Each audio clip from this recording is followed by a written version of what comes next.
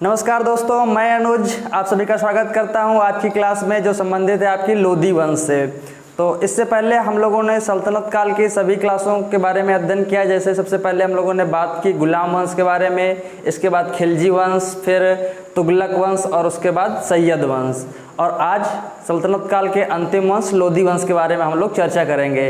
इससे पहले की क्लासों को अगर अभी तक आप लोगों ने नहीं लिया है तो आई बटन में जाके आप लोग उन सभी क्लासों को आसानी से देख सकते हैं। तो आज की क्लास में हम लोग मुख्य रूप से चर्चा करेंगे लोदी वंश के बारे में। तो आइए शुरू करते हैं लोदी वंश।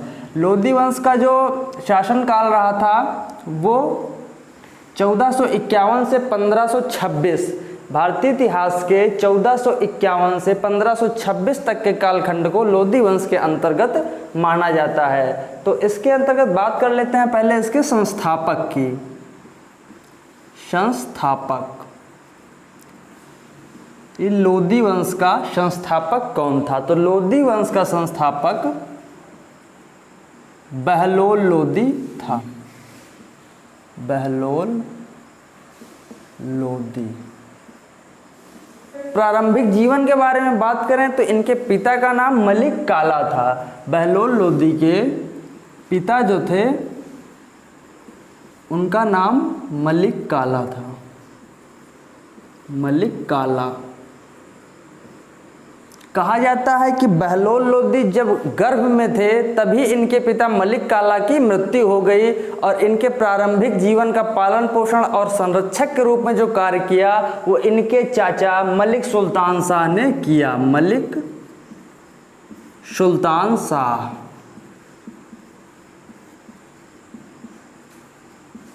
तो बहलोल लोदी के पिता का नाम मलिक काला था और ये लोदी वंश के संस्थापक थे बहलोल लोदी। और ये दिल्ली के सिंहासन पर बैठे 19 अप्रैल 1451 ईस्वी को। 19 अप्रैल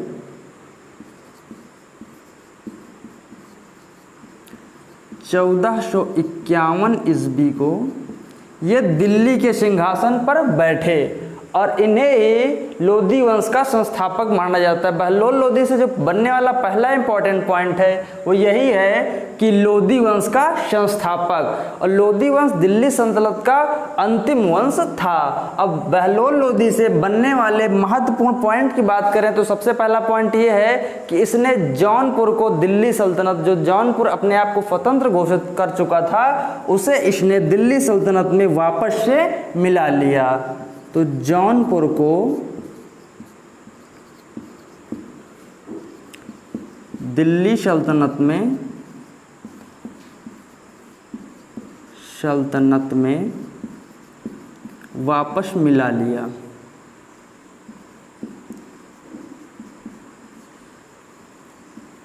ये इसकी एक बड़ी उपलब्धि थी। इसके बाद बात करते हैं तो इसका स्वभाव उदार प्रकृति का था और ये अपने दरबार में सिंहासन पर न बैठ के दरबारियों के बीच में बैठा करता था कि इससे समानता रहे। ये ऊंच नीच का पद समाप्त करके दरबारियों के बीच में बैठा करता था। दरबारियों के बीच बैठा करता था।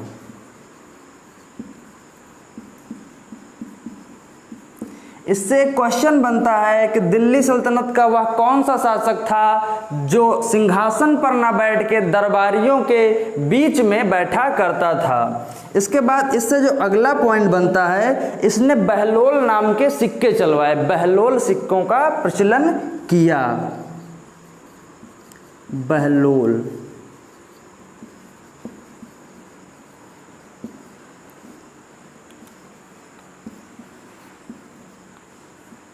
बहलोल सिक्कों का प्रचलन। इसके बाद बात करते हैं इसके संबंधित अगले पॉइंट की। तो ग्वालियर विजय से लौटते समय, ग्वालियर अभियान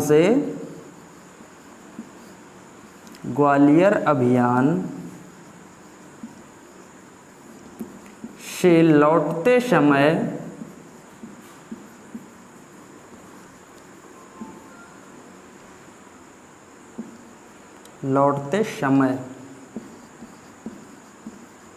लू लू से, लू लग जाने से ये बीमार पड़ गया और अंत में 12 जून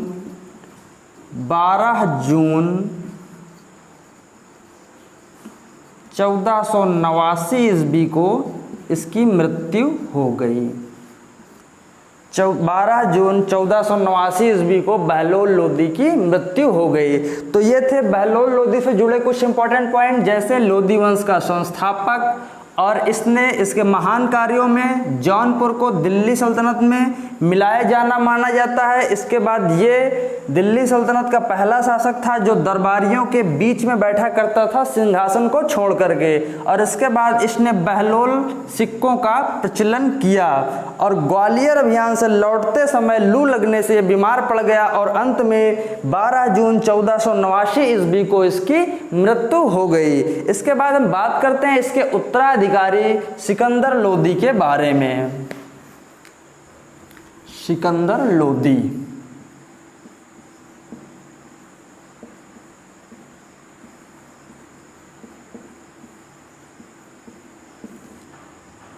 सिकंदर लोदी बहलोल लोदी का तीसरा पुत्र था। इसका प्रारंभिक नाम जो था वो निजाम खां था। निजाम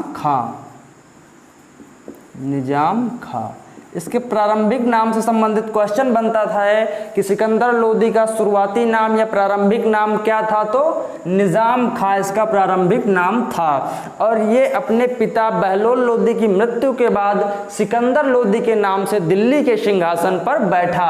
अब बात कर लेते हैं इससे बनने वाले महत्वपूर्ण ऑब्जेक्टिव के बारे में। तो सबसे पहले इसने भूमि की पैमाइश के लिए या भूमि मापने के लिए गजे सिकंदरी की स्थापना की। गजे सिकंदरी नामक पैमाने की शुरुआत की।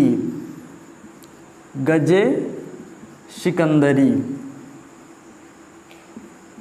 ये क्वेश्चन बनता है कि गजे सिकंदरी की स्थापना या गजे सिकंदरी नामक पैमाने की शुरुआत किसने की।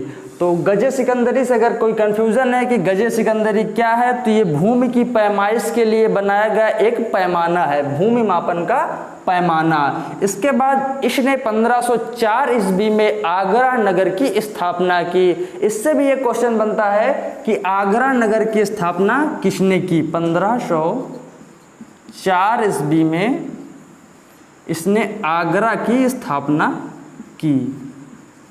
आगरा की स्थापना और राजधानी भी बनाया। राजधानी इसने आगरा को बनाया, अपनी राजधानी आगरा को बनाया। और अंत में गले की बीमारी से इसकी मृत्यु हो गई। गले की बीमारी से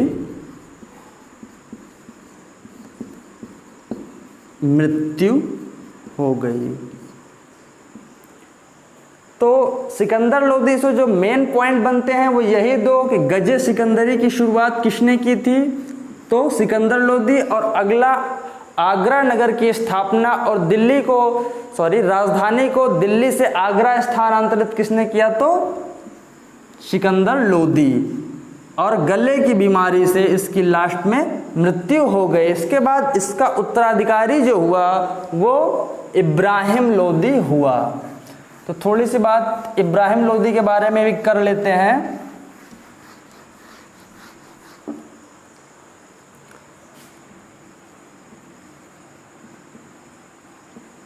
इब्राहिम लोदी